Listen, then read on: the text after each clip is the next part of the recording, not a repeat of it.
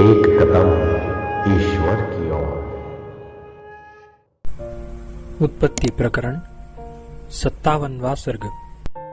दूसरी लीला का दर्शन, लीला के देह की असत्यता और योगियों के शरीर में आतिवाहिकता के उदय का वर्णन।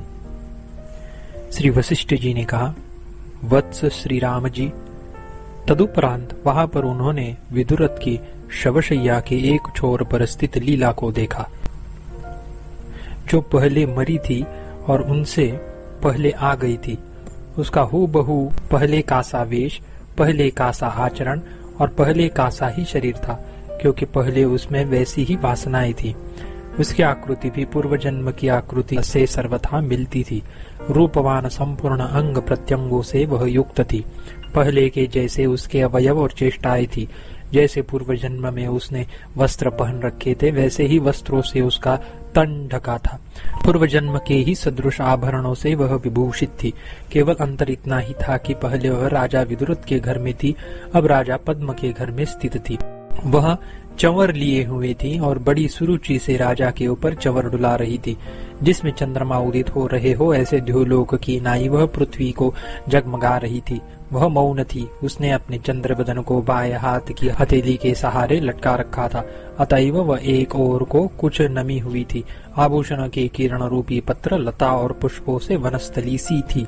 अपने दर्शनों से मानो मालती के फूल और नील कमलों की वृष्टि कर रही थी। अपने अंग प्रत्यंगों के लावण्य से आकाश में उदित सब चंद्रमाओं की सृष्टि कर रही थी। राजा पद्म रूपी विष्णु की लक्ष्मी के सदृश थी। पुष्पों की राशि से उदित हुई वसंत शोभा के तुल्य थी। अपने पति के मुख कमल को टकटकी लगाकर देख रही थी। उसकी सभी चेष्टाएं रम्य थी। मुख चंद्र कुछ मलिन था, अतएव वह जिस रात्रि में चंद्रमा मलिन हो उस रात्रि के तुल्य थी।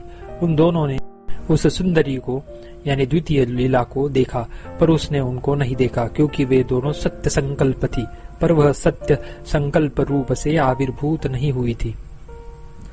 श्री रामचंद्र जी ने कहा, प्रभो, पूर्व लीला उस राजमहल के एक भाग में अपनी स्थूल देह को रखकर ज्ञप्ति के साथ ध्यान से यानी समाधि से गई, ऐसा पहले वर्णन हो चुका है। इस समय वहां पर लीला की उस देह का वर्णन क्यों नहीं किया? उस देह का क्या हुआ अथवा वह कहाँ गई, यह मुझसे कहने की कृपा कीजिए।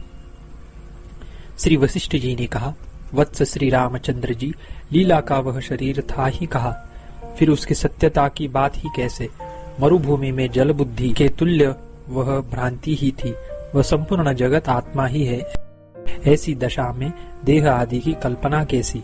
जो कुछ आप देखते हैं वह आनंद रूप सदब्रह्म ही है, वही चित है। जैसे जैसे यह पूर्व लीला क्रमशः बोध में परिपक्वता रूप परिणाम को प्राप्त हुई, वैसे वैसे बोध से परब्रह्म में उसका शरीर हीम की नाई गल गया यानी बाधित हो गया। आतिवाहिक देह वाले को समय पाकर रस्सी में सर्प की नाई मैं आधिभौतिक देह वाला हूँ, ऐसा भ्रम उदय हुआ। आतिवाहिकता बुद्धि से यानी सूक्ष्मतम समष्टि मनोमात्रत्व बुद्धि से तत्व दृष्टि द्वारा लीला ने जो दृश्य देखा, उसी का पहले भ्रांति से पृथ्वी आदि नाम रखा, वही आदि भौतिक है।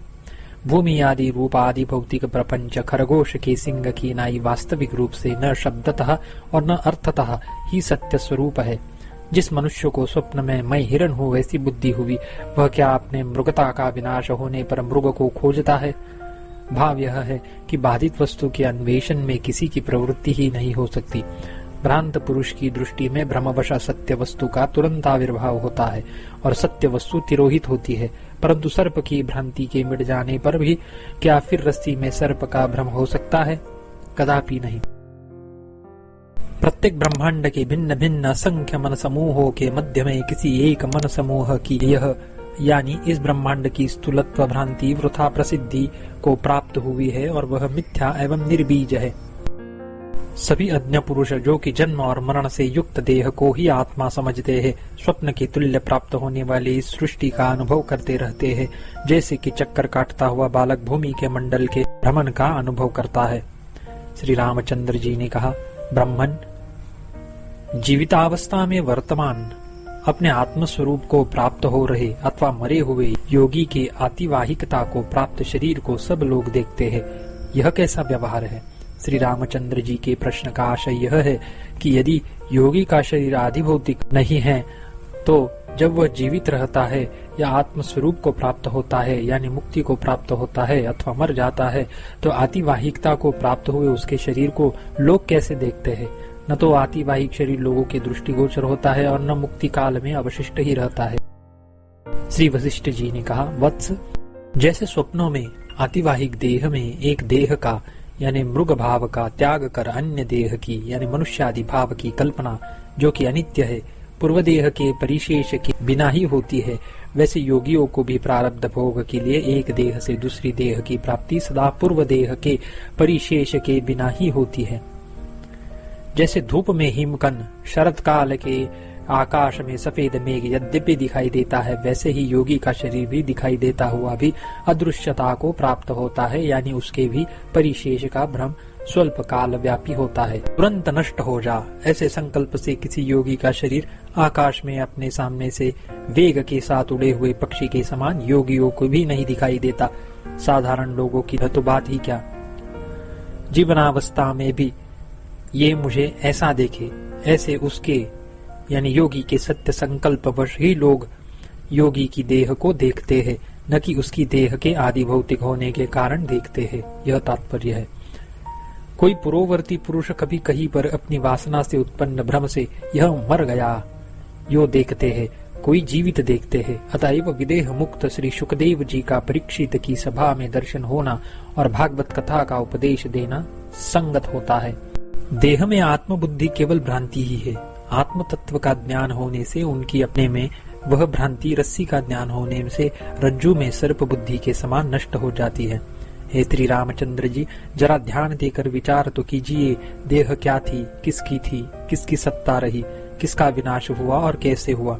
जो वस्तु वास्तव में थी वही केवल रह गई, एकमात्र अज्ञान चला गया। भाव यह कि ज्ञान होने पर जो वस्तु शेष रह गई वही वास्तविक है और जो चली गई वह सब अज्ञान ही यानी भ्रम ही था। श्री राम जी ने कहा, भगवान, क्या योगी का आदि भौतिक शरीर ही आतिवाहिक बन जाता है अथवा दूसरा ही आतिवाहिक शरीर उत्पन्न होता है? यदि प्रथम पक्ष मानिए तो बाधित शरीर का दूसरे शरीर में परिणाम होना सभी प्रमाणों के से विरुद्ध है। यदि दूसरा पक्ष मानिए तो ज्ञान का फल मुक्ति है, यह सद शास्त्र सिद्धांत बाधित होता है। दोनों ही प्रकारों से अनुपत्ति होने के कारण मैं संदेह रूपी तेज धारा में बह सा रहा हूँ। कृपया मेरे संशय को दूर कीजिए।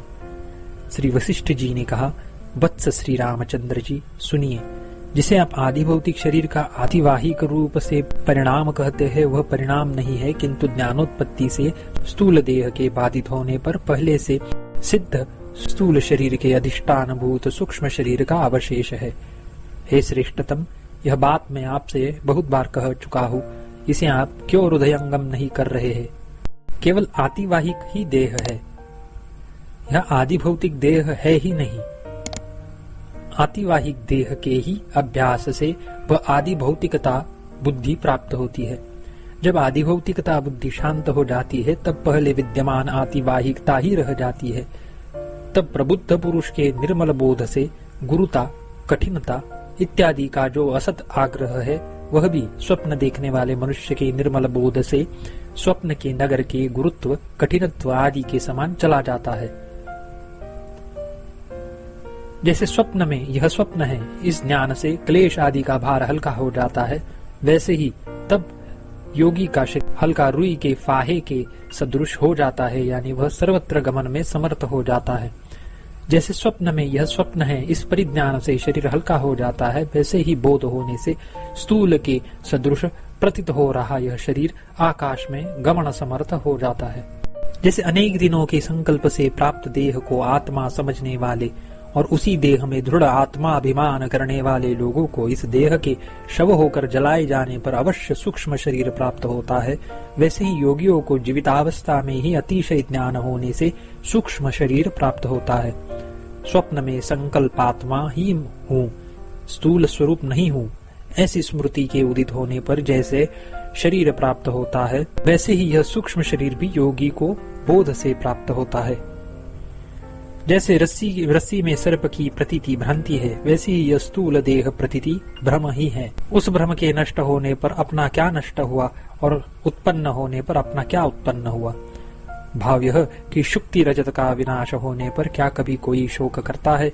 श्री रामचंद्र जी ने कहा, हे प्रभु, पूर्व लीला और नूतन लीला का पद्म के घर में समागम होने के बाद पद्म के घर में रहने वाले लोग लीला को, जो आतिवाहिक देह होने के कारण दिखाई नहीं दे सकती थी, ये लोग मुझे देखे इस सत्य संकल्प के कारण यदि देखते हैं तो उसके बाद उसे क्या समझते हैं?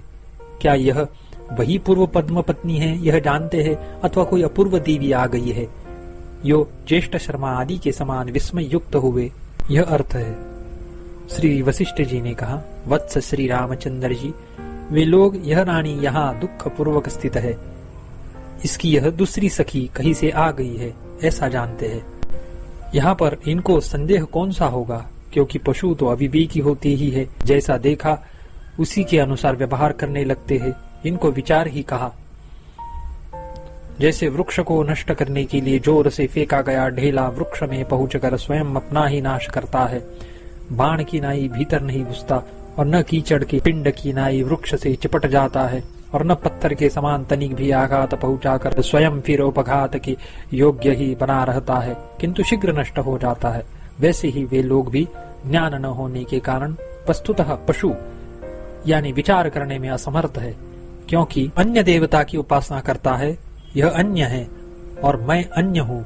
इस प्रकार वह पशु की भ्रांति अज्ञानी है, ऐसी श्रुति है। उनके विचार के अनुदय में केवल अज्ञान ही कारण नहीं है, किंतु शरीर, काम, कर्म, वासना आदि भी उनके पशु के तुल्य ही होते हैं, इसीलिए उनमें विचार का उदय न होना ठीक ही है। जैसे स्वप्न शरीर बोध से न जाने कहाँ चला जाता है, यानी जागरण से न जाने कहाँ चला जाता है, अतः वह असत्य ही है, वैसे ही आदि भौतिक भी बोध होने पर कहीं चला जाता है, यानी विलीन हो जाता है, अतः वह भी असत्य ही है। श्री रामचंद्र जी ने कहा, भगवान, वह स्वप्न रूपी पर्वत बोध होने पर कहाँ रहता है? मेरे इस संदेह को जैसे वायु शरत काल के मेघ को नष्ट कर देता है, वैसे ही आप दूर कीजिए। श्री वशिष्ठ जी कहते हैं, स्वप्न भ्रांति में और मनोरथ में पर्वत आदि पदार्थ से स्पंदन यानी गति वायु में अंतर्भूत होते हैं, वैसे ही संवित के अंदर विलीन हो जाते हैं। जैसे स्पंद रहित वायु के अंदर वह स्पंद विलीन हो जाता है, वैसे ही अनन्य स्वरूप ये स्वाप्निक पदार्थ संवित के मल की नाई आवरक अपने उपादान भूत अज्ञान में ही प्रवेश करते हैं। स्वप्न आदि पदार्थों के अवभास से संवित ही खूब स्फुरण को प्राप्त होती है। स्फुरण को प्राप्त न होती हुई वह संवित, जो कि स्वप्न पदार्थ रूप है, पदार्थों के साथ एकता को प्राप्त होती है। जैसे द्रवत्व और जल में भेद नहीं है, और जैसे स्पंद चलन और वायु में भेद नहीं है, वैसे ही संवित और स्वाप्न पदार्थों में भेद कदापि नहीं पाया जाता है। भाव यह है कि संवित ही अज्ञात होकर कर्मवश कभी स्वाप्निक पदार्थों के रूप में स्फुरित होती है। विवेक होने पर स्वाप्न पदार्थों और संवित में कोई अंतर नहीं रहता। जो उसमें अन्यसा प्रतीत होता है वह सबसे बढ़कर अज्ञान है, उसे ही संसार कहा गया है। वह मिथ्या ज्ञान रूप ही है। सहकारी कारणों का अभाव होने से स्वप्न में संवित और स्वप्न के पदार्थों का भेद निरर्थक ही है। भाव यह कि स्वाप्निक पदार्थ लोक प्रसिद्ध दंड चक्र आदि सहकारी कारणों से उत्पन्न न होने के कारण भी असत है। जैसा संवित रूप स्वप्न है, वैसा ही यह जागृत भी संवित रूप ही है, इसमें कुछ भी संदेह नहीं है। स्वप्न में असत्य नगर की प्रतीति होती है और सृष्टि के आदि में असत जगत का भान होता है। भाव यह है कि यद्यपि इस समय सहकारी आदि है, तथापि आदि सृष्टि में अज्ञानोपहित हिरण्यगर्भ की संवित से अतिरिक्त कुछ नहीं था, अतः जगत की स्वप्न तुल्यता हो गई। स्वप्नता यानी स्वरूप के अज्ञान से उदित हुए प्रपंच को यदि सत्य मानो तो वह संवित भाष्य नहीं होगा। और दूसरी बात यह भी है कि संवित का सत्ता से व्यभिचार नहीं है और पदार्थों का उससे व्यभिचार होता है, इसीलिए वे सत्य नहीं हो सकते, ऐसा कहते हैं। संवित की नित्य सत्यता और स्वप्न पदार्थों की असत्यता है, अतएव प्रपंच सत्य नहीं हो सकता है। जैसे जागरण होने पर स्वप्न का पर्वत तुरंत शून्यता को प्राप्त हो जाता है, तनिक भी अवशिष्ट नहीं रहता, वैसे ही तत्वज्ञान होने पर आदि भौतिक यानी प्रपंच बोधाभ्यास क्रम से या सहसा ईश्वर के अनुग्रह से असत यानी शून्य हो जाता है। निकट स्थित लोग आतिवाहिकता को प्राप्त हुए तत्वज्ञानी को यह उड़ गया अथवा यह मर गया ऐसा देखते हैं, क्योंकि वे स्वाभाविक अज्ञान से विनष्ट प्राय है। भाव यह कि अपने अज्ञान से कल्पित देह को ही वे देखते हैं, ज्ञानी की देह को नहीं देखते। ये द्वैत दृष्टि वाले सृष्टियां मिथ्या दृष्टियां हैं, क्योंकि मोह दृष्टियां हैं, यानी अज्ञान से उनका दर्शन होता है। ऐन्द्रजालिक की केवल माया का दर्शन करने वाले की भ्रांति सबको होती है, और स्वप्न में जिनका अनुभव होता है वे पदार्थ अर्थ शून्य है, यह भी सबको प्रसिद्ध है। पूर्व पदार्थों के भेद रूपी भ्रम का दर्शन करने वाले पुरुष में दृढ़तर भेद संस्कार का उदय होने से प्राणों उत्क्रमण के पूर्व क्षण में उत्पन्न भावी भोगों के अनुकूल पदार्थों की प्रतीति होने पर बिल्कुल स्पष्ट जो ये सृष्टि की प्रतीतियां हैं, ये यद्यपि केवल मनोमात्र निष्ठ है, तथापि मृग तृष्णा की नदी के प्रवाह की नाई मिथ्या उदित हुई है और भ्रांति से बाह्य सी प्रतीत होती है। वे वास्तव में मन के बाहर नहीं है। 57वां सर्ग समाप्त।